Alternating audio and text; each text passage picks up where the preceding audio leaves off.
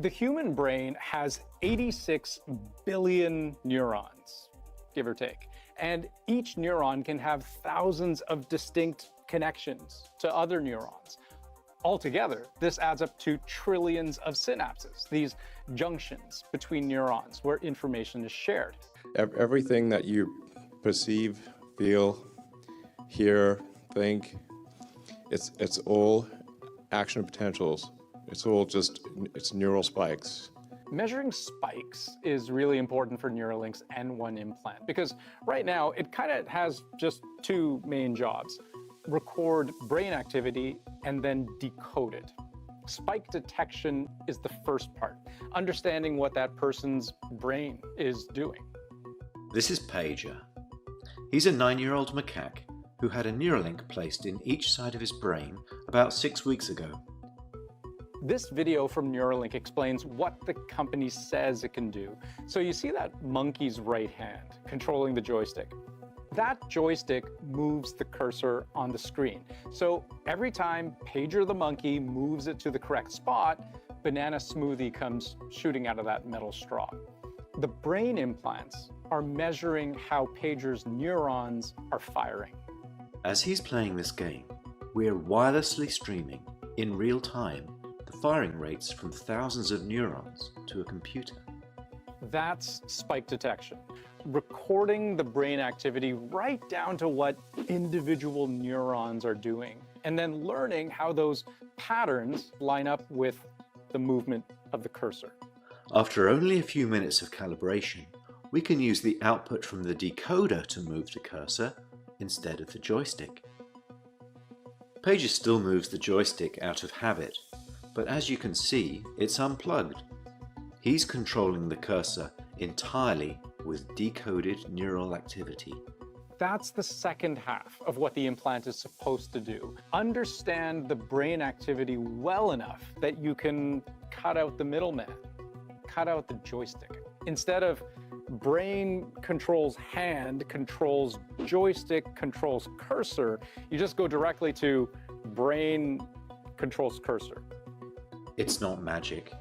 The reason Neuralink works is because it's recording and decoding electrical signals from the brain.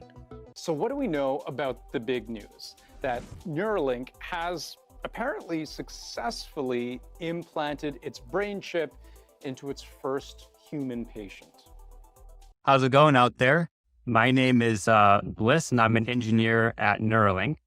And I'd like to introduce you to the first ever user of the Neuralink device. You want to introduce yourself? Yeah, my name's Nolan Arval. I'm 29 years old. About 8 years ago, I was in kind of a freak diving accident and dislocated my C4, C5. So I'm paralyzed from below the shoulders. I have no sensation below my level of injury, so below my shoulders. Do you want to explain a little bit what's going on here? Yeah. So I love playing chess, and so this is one of the things that y'all have enabled me to do, something that I wasn't able to really do much the last few years, especially not like this.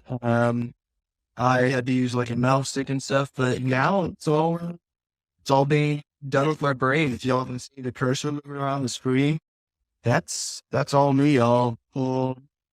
Can you explain a little bit just to people who maybe don't have any context on this field or what's going on here? How are you able to actually move the cursor? Yeah, so we started out with trying out a few different things. We basically went from what we call kind of differentiating like imagined movement versus attempted movement. So a lot of what we started out with was attempting to move. So I would attempt to move, say, my right hand, left, right, forward, back and from there, I think it just became intuitive for me to start imagining the cursor moving. Basically, it was like using the force on the cursor, and I could get it to move wherever I wanted, just stare somewhere in the screen, and it would move where I wanted it to. which was such a wild experience. This guy The wants first to time know if you happened. feel like a wizard. Yeah, right. It's crazy. It really is. It's so cool. One of the first times y'all gave me complete control over this, I actually stayed up until, geez, I don't know, like 6 a.m. playing Civilization 6. Yeah, it was awesome. So I did that. I like learning languages. I'm learning like Japanese right now. I'm learning a bit of French. The biggest restriction at this point was like having to wait for the implant to charge, which I installed. So play for 8 hours, have to get off and let it charge for a while, and then hopefully be able to play some more. Like there's nothing to be afraid of with that. The surgery was super easy. I literally was released from the hospital a day later. I have no like cognitive impairments. Reality. I think that they are going to change the world. Be a part of it.